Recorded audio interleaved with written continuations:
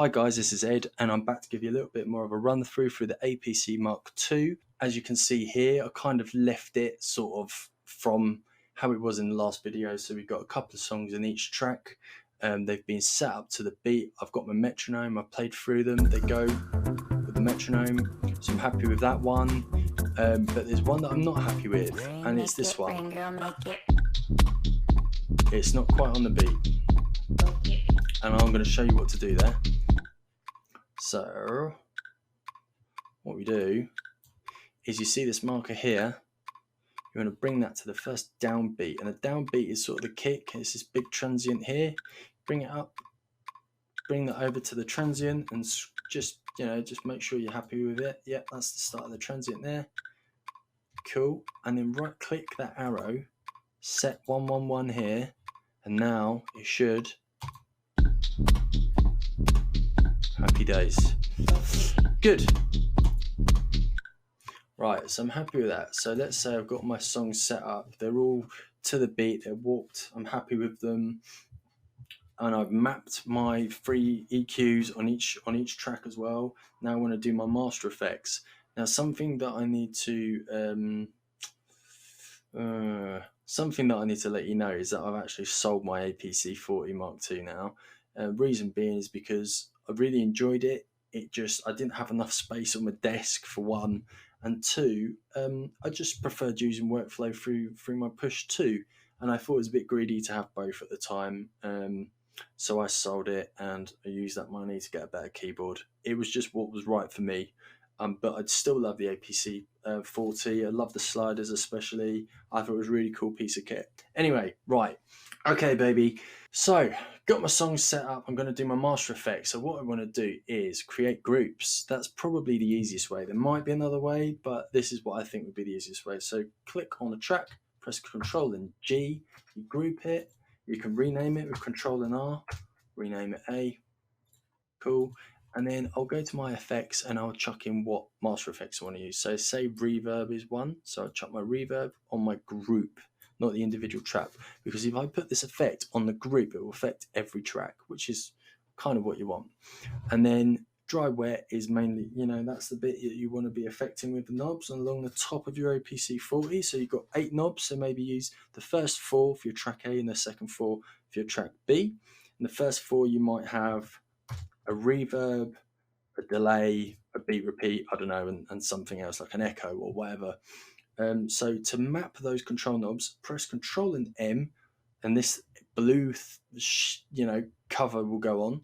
When you click your dry wet, and you touch and turn the first knob, the knob that you want to assign, that's the one you turn, and then press Control and M, bring your next effect in.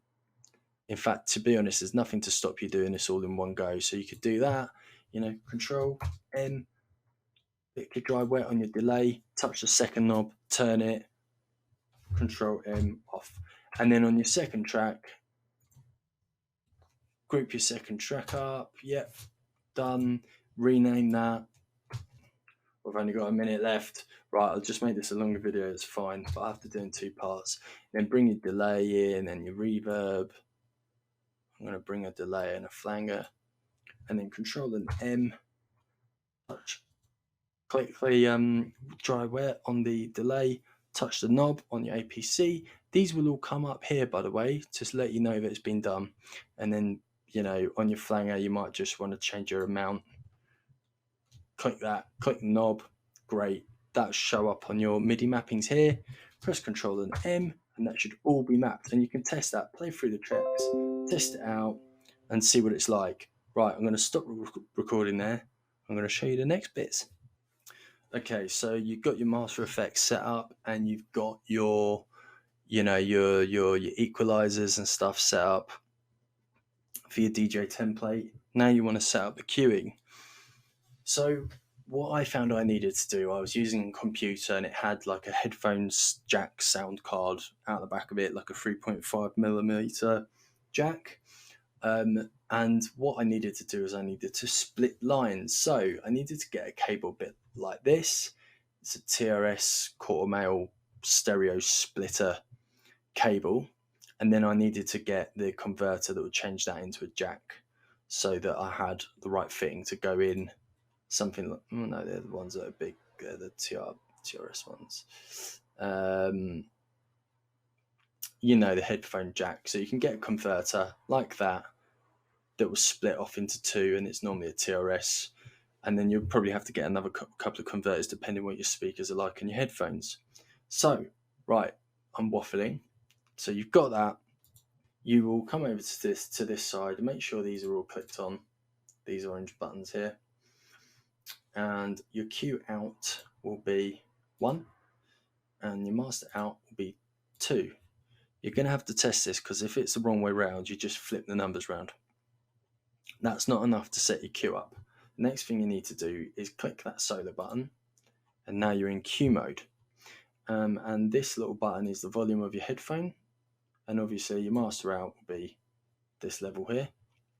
So now, if I play a song, this song is going to be playing through the master. If I don't want it to play through the master and just play in the Q, I need to play it through here. But I need to switch this one off. So in blue means it's pumping through my headphones, which is what I want. And then to have it come through the speakers, boom, I turn that on. And it's as simple as that, really. I've got loads of reverb and delay going on in it. Right, okay. So yeah, and then what I do is I like, right, let's start getting the next song in. So that won't come through the master, that will just come from headphones. And then when I'm ready,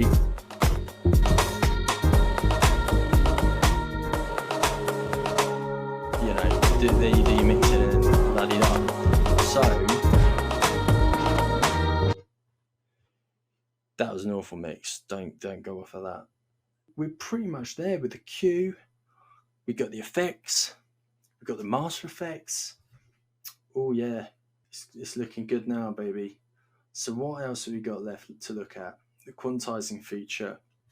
So the quantizing feature is up here, right? It's on 1 bar, which means if I play a song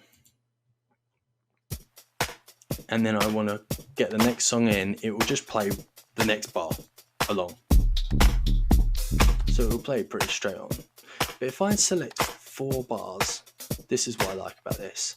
If you select on 4 bars, that song won't start until this gets to its 4th bar. So it'll always enter in on the 4th bar, which is really handy actually, because you can get these to come in on drops at significant parts of the song. I think it's a pretty good thing to have. See, it's waiting to come in.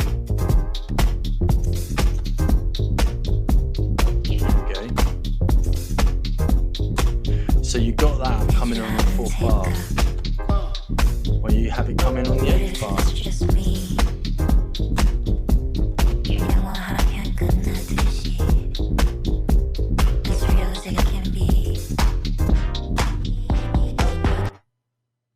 The other thing that it does is it will stop playing on the 8th bar as well. Okay, so they're the little pointers I wanted to show you guys, from the mastering effects to the Q mix and the quantizing feature. I hope you've enjoyed it. I hope you learned something. Thanks for bearing with me while I produced the second part of the video. As you can probably tell now, there was a reason why I hadn't released it, but I thought, you know what, I can still do this without the APC 40 and just tell the truth. It's all good. Well, that's it from me. Take care of yourselves. Bye now.